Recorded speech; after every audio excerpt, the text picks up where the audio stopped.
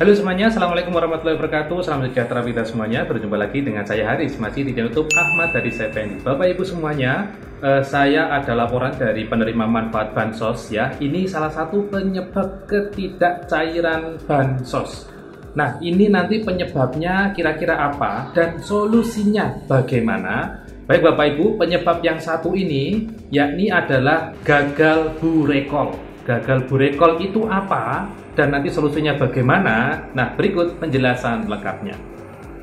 Baik Bapak Ibu semuanya, ya masih dengan saya tentunya di channel YouTube Ahmad dari Effendi, dan pada kesempatan kali ini kita masih membahas terkait penyebab-penyebab ketidakcairan bansos PKH dan juga bansos BPNT. Karena di akhir bulan ini banyak yang tercoret bansosnya, ada yang tercoret karena sudah masuk desil 6-10, ada yang tercoret ya karena pekerjaan tidak layak bansos dan lain sebagainya. Nah, ini ada satu kasus Bapak Ibu di mana penerima bansos ini setelah kami cek di sistem SIKNG atau sistem bansos ya. SIKNG itu adalah Sistem Informasi Kesejahteraan Sosial Next Generation SIKS-NG.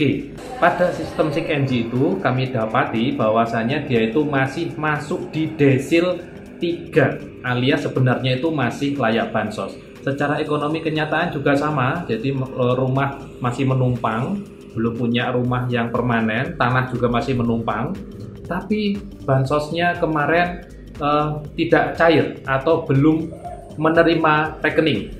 Jadi kebetulan di daerah yang saya sebutkan ini, daerahnya itu baru pergantian antara pos ke rekening bank. Jadi baru saja peralihan ke rekening bank. Hampir seluruhnya warga di daerah ini sudah menerima rekening bank baru, alias baru menerima KKS baru. Nah, satu orang ini kasusnya dia itu belum menerima KKS, sehingga konsultasi kepada kami dan setelah kami cek, ternyata di situ keterangannya adalah gagal burekol atau gagal buka rekening kolektif. Burekol itu adalah buka rekening kolektif, pembukaan rekening secara kolektif. Secara kolektif itu maksudnya secara bersama-sama, itu namanya kolektif. Sehingga artinya dia itu mengalami kegagalan saat pembukaan rekening secara massal di daerah itu.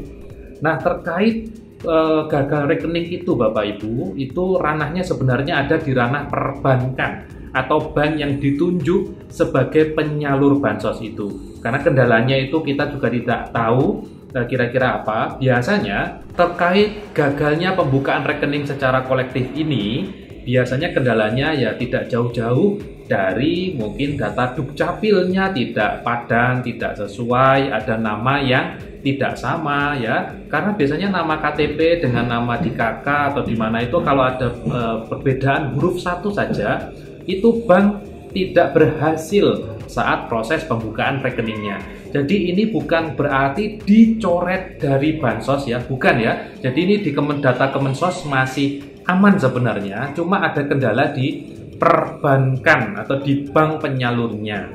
Solusinya bagaimana Mas? Nah, solusinya Bapak Ibu, biasanya kalau terkait adanya kasus-kasus yang rekening belum tersalur, gagal burekol dan lain sebagainya, atau mungkin ATM rusak, buku tabungan rusak, itu biasanya ada proses yang namanya rekonsiliasi. Rekonsiliasi itu mudahnya bilang yaitu adalah proses rapat bersama atau konfirmasi ulang. Jadi nanti biasanya per periode tertentu nanti dari pihak Kemensos, Kementerian Sosial bersama dengan bank penyalur yang ditunjuk ya, itu nantinya akan melakukan rapat bersama.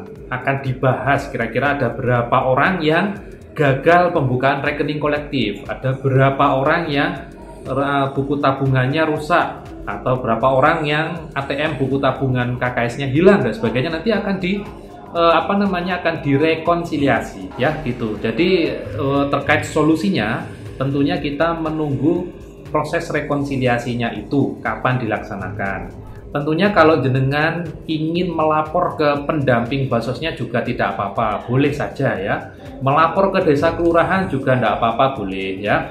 Biasanya nanti kalau pas ada proses rekon ini, ya pihak dari Kemensos ataupun dari bank biasanya juga akan meminta konfirmasi baik ke desa atau kelurahan ataupun ke pendamping untuk mendata ada gak KPM yang bermasalah. Ya seperti itu bermasalahnya. Gagal burekol ya, mungkin ATM KKS-nya itu ketelan mesin ATM, buku tabungannya hilang ya, baru dikasih langsung hilang.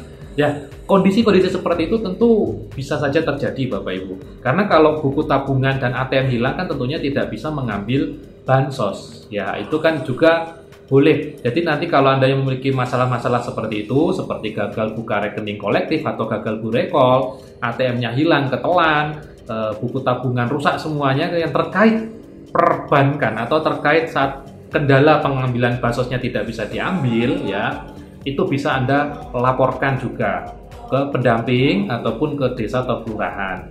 Tujuannya apa? Ya tujuannya nanti kalau ternyata ada proses rekon atau proses rekonnya dilaksanakan, biasanya kan dari Kemensos ataupun dari petugas bank juga meminta konfirmasi ke pendamping, meminta konfirmasi ke desa atau kelurahan. Harapannya itu ya semoga saja proses rekonsiliasinya bisa segera dilaksanakan sehingga nanti yang bermasalah ini bisa terselesaikan masalahnya.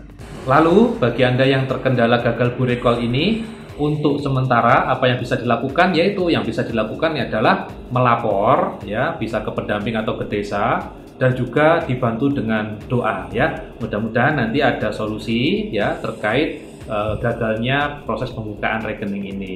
Karena secara desil kan juga masih layak ya, dan mudah-mudahan bisa cair. Entah nanti mepet di akhir tahun nggak apa-apa, yang penting cair gitu ya Bapak Ibu. Baik, mungkin itu dan saya pesan Bapak Ibu ya terkait bansos ini, mulai saat ini tidak hanya kendala gagal burekol, tapi saat ini sampai tahun depan nanti bansos akan semakin ketat. Pendamping bansos sekarang juga status pegawainya sudah naik juga menjadi P3K, sehingga nanti proses pemutakhiran data, ground checking dan lain sebagainya itu akan terus dilaksanakan setiap bulannya. Setiap hari nanti akan terus diupdate, akan ada survei dan sebagainya.